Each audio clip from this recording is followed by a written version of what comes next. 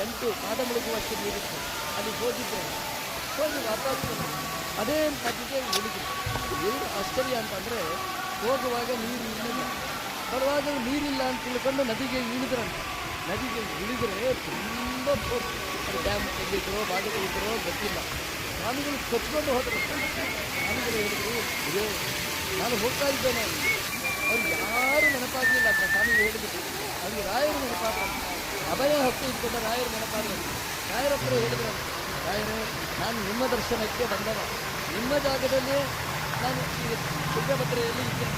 ನನ್ನ ರಕ್ಷಣೆ ಮಾಡುವ ಜವಾಬ್ದಾರಿ ನಿಮ್ಮದು. ನೀವು ರಕ್ಷಣೆ ಮಾಡಿದರೆ ನಿಮ್ಮ ಶಾಸ್ತ್ರದ ಸಂರಕ್ಷಣೆ ಆಗ್ತದೆ ಅಂತ ಸ್ವಾಮಿಗಳು ರಾಯರಿಗೆ ಹೇಳಿದರೆ, ರಾಯರು ಅಭಯಹಸ್ತ ತೋರಿಸಿದ ರಾಯರು ಅವರಿಗೆ ಕಾಣಿಸಿಕೊಂಡ್ರಂತೆ.